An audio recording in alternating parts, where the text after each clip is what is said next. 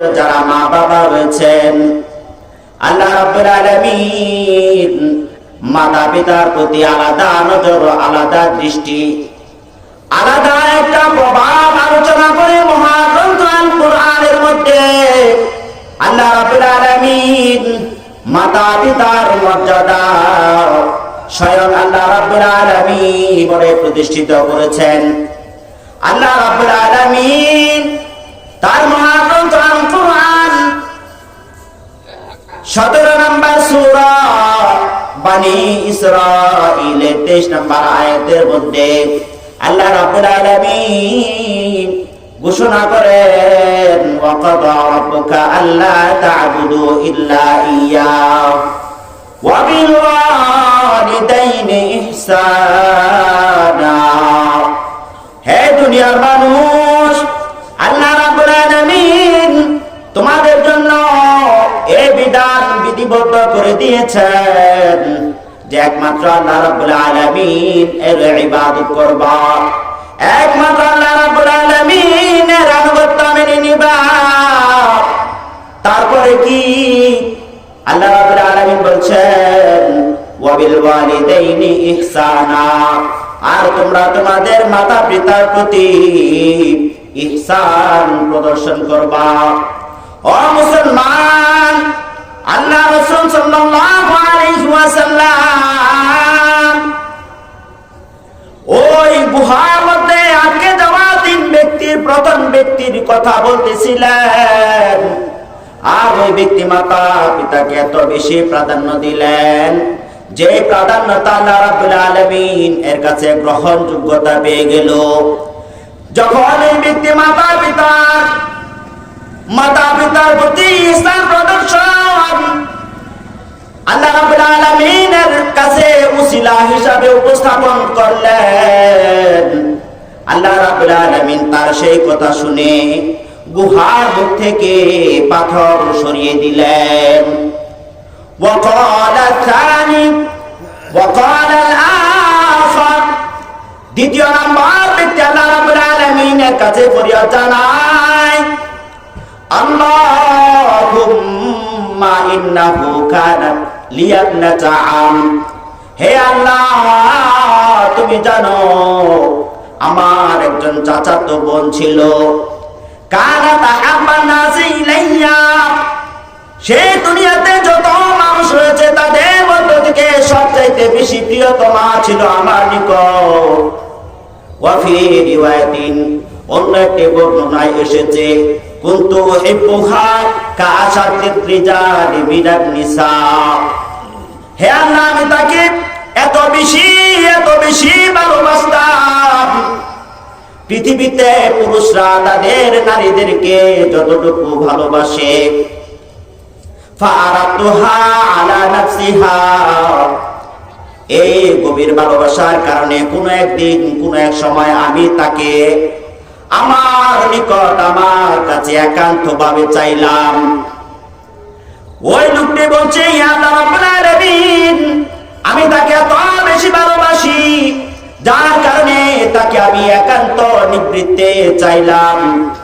ফামতানাআত মিন্নি, কিন্তু সে চাচাতো বোন আমার কথাকে উপেক্ষা করলো, আমাকে না করে দিল।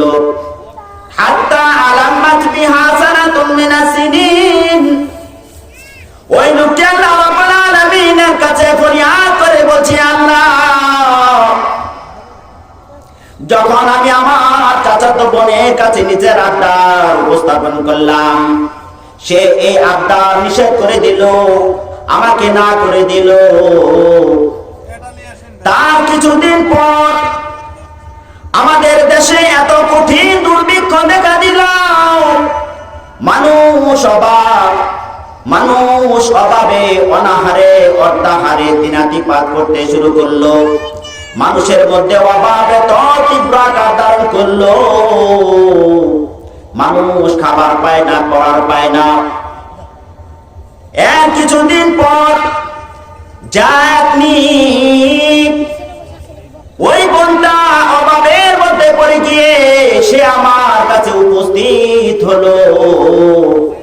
فأعطيتها 20 و100 دينار, হে আল্লাহ তুমি জানো আমি তাকে এই অভাব মেটানোর জন্য 120টা দিনার প্রদান করলাম। 120 দিনার দিলাম থেকে আমি তার উপরে কিছু শর্ত জুড়ে দিলাম। কি শর্ত? ওই লোকটা অকপটে আল্লাহ রাব্বুল আলামিনের কাছে ফরিয়াদ করতে করতে বলে দিচ্ছে, ওই লোকটা বলছে আলা আন তুখাল্লিয়া বাইনাহা ওয়া বাইনা নাফসিহা। আমি আমার ওই বোনটাকে বললাম, এই বোন আমি তোমাকে তোমার অভাবের তাড়নায় তুমি আমার কাছে আসার কারণে 120টি দিনার দিচ্ছি, তবে শর্ত হলো আমি আগে যে আবদার যে দাবি তোমার কাছে উপস্থাপন করেছিলাম, অর্থাৎ একান্তভাবে তোমাকে আমার সাথে মিলিত হতে হবে, এই শর্তে আমি তোমাকে 120 দিনার দিলাম। অভাবের তাড়নায় বোনটি রাজি হয়ে গেল। আল্লাহ রাসূল সাল্লাল্লাহু আলাইহি ওয়াসাল্লাম তিনি বলছেন ফাফআলাত, বোনটি অর্থাৎ ওই মহিলাটি ওই মেয়েটি রাজি হয়ে গেল। ওই লোকটা আবার বলছে হাত্তা ইদা ক্বারাতু আলাইহা, আমি যখন ওই চাচাতো বোনটাকে আমার করাতের মধ্যে পেয়ে গেলাম, আমার আয়াতের মধ্যে পেয়ে গেলাম। ওয়া ফি রিওয়ায়াতিন, অন্য একটি বর্ণনার মধ্যে এসেছে ফালাম্মা ক্বারাতু বাইনা রিজলাইহা, হে আল্লাহ তুমি জানো, ফালাম্মা অতঃপর যখন আমি ক্বারাতু বাইনা রিজলাইহা, আমি তার দুই পায়ের মধ্যবর্তী স্থানে যখন বসে গেলাম,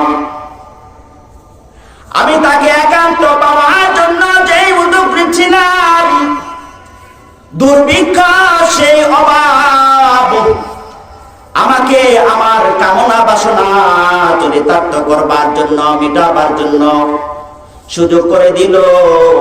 সুতরাং এমত অবস্থায় আমার চাচাতো বোন আমার প্রস্তাব মেনে নিয়ে যখন আমার কাছে চলে আসলো, আমার করাতের মধ্যে আসলো, আমি তাকে একান্ত পাবার জন্য পূর্ণ প্রস্তুতি নিয়ে যখন আমি তার দু পায়ের মধ্যবর্তী স্থানে বসে গেলাম, এমত অবস্থায় চাচাতো বোনটি বলে ফেললো, কালাত, সে বলল, ইত্তাকিল্লাহ, হে ভাই তুমি আল্লাহকে ভয় করো, ওয়ালা তাফুতাল খাতামা ইন্না বিহাক্কিহি, হে ভাই তুমি আমার অভাবের সুযোগ নিয়া, তুমি আমার দুর্বলতা পাইয়া তুমি আমার এই পবিত্রতাকে নষ্ট করে দিও না। ওয়ালা তাফুতাল খাতামা ইল্লা বিহাক্কিহি, হে ভাই অবৈধভাবে বিনা বিবাহে তুমি আমার পর্দাকে নষ্ট করে দিও না, তুমি আমার সতীত্বকে নষ্ট করে দিও না। ওই লোকটি আল্লাহ রাব্বুল আলামিনের কাছে কান্না করে আর বলতে থাকে, ফানসারাতু আনহা, হে আল্লাহ তোমার ভয়ের কারণে আমি তার দুই পায়ের মধ্যবর্তী স্থান থেকে দূরে সরে গেলাম। ওয়াহিয়া আহাব্বান নাসি ইলাইয়া, আর সে ছিল আমার কাছে পৃথিবীর সবচাইতে প্রিয়তম মানুষ, আমি তাকে সবচাইতে বেশি ভালোবাসতাম। হে আল্লাহ যখন ইত্তাকিল্লাহ এই কথাটা বলেছে, আমি এই বলার কারণে আমি তার মাঝখান থেকে, তার দুই পায়ের মাঝখান থেকে দূরে সরে এসেছি। আবার লোকটি ফরিয়াদ করে বলছে, আল্লাহ ওয়া তারাকতু দাবাল্লাযী আ'তাইতাহা, আমি তাকে যে 120টি দিনার দিয়েছিলাম, সেই 120টি দিনার আমি তার কাছ থেকে ফিরিয়ে নিই নাই। যে শর্তের কারণে আমি তাকে 120 দিনার দিয়েছিলাম, আমার তো সেই শর্ত পূরণ হয় নাই, কিন্তু ইত্তাকিল্লাহ বলার কারণে আল্লাহ আমি তার কাছ থেকে দূরে সরে এসেছি। এমনকি তাকে যে দিনার দিয়েছিলাম সেই দিনারও প্রত্যাখ্যান করেছি, অর্থাৎ তার কাছ থেকে আমি দিনার ফিরিয়ে নিই নাই।